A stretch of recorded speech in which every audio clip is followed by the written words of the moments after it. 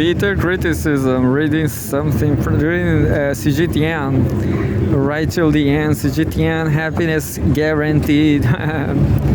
CGTN, China will win. China will win. Let's see how it's going, how everything is going. Blinken, what?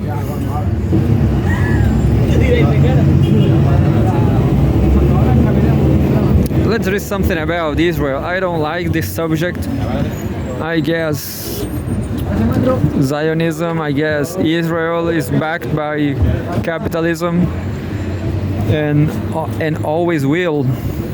So that's why I think it's a waste of time caring about Palestinians. You have to change the whole capitalist system.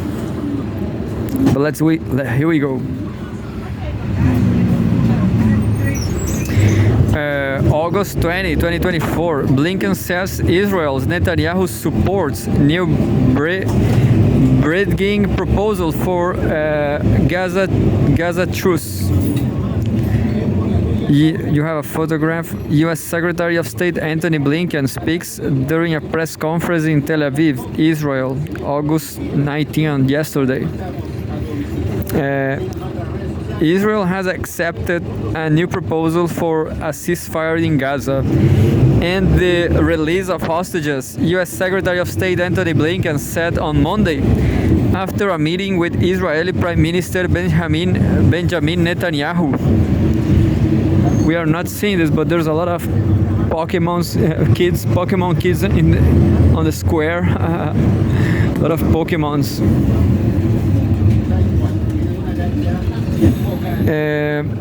Benjamin Netanyahu. During a press conference in Tel Aviv, Blinken said that Netanyahu's confirmed that Israel approves the new U.S.-backed bridging proposal. The proposal was presented to Israel and Hamas by Qatari, Egyptian, and U.S. mediators over the weekend. Blinken urged Hamas to approve the bridging proposal, emphasizing the urgency of addressing the suffering in Gaza, where more than 40,000 have been killed by Israeli assaults, and the need to release the hostages still held by Hamas. CGTN. Blinken visited Israel amid ongoing efforts to rescue a ceasefire in exchange for the release of Israeli hostages and Palestinian prisoners before heading to Egypt and Qatar, key mediators in the negotiations. Netanyahu released a video statement during Blinken's press conference referring to his meeting with Blinken as good and important, but did not explicitly voice support for the bridging proposal. The Prime Minister said the United States showed understanding to our vital security needs amid joint efforts to release our hostages. Egyptian sources reported that the talks on a ceasefire between Israel and Hamas in Gaza resumed in Cairo on Monday morning, but no progress was achieved.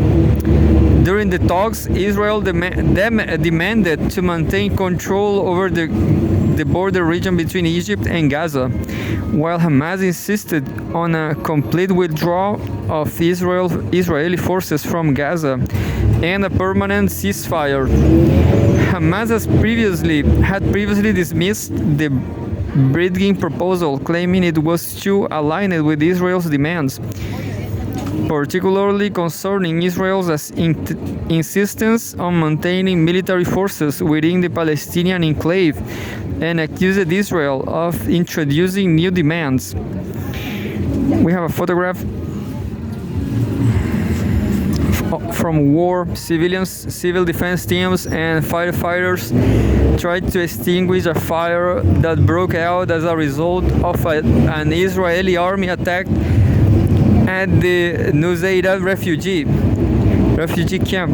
At least 15 Palestinians have been killed in Israeli airstrikes targeting two gatherings in Gaza City and Khan Yunis in the southern Gaza Strip, Palestinian sources said on Monday. Palestinian security sources told Xinhua that the Israeli aircraft struck at gathering of Palestinians in the Al-Shati refugee camp west of Gaza City. Medical sources said that the airstrike killed 9 people and left several others injured. All the injured were transferred to the hospital.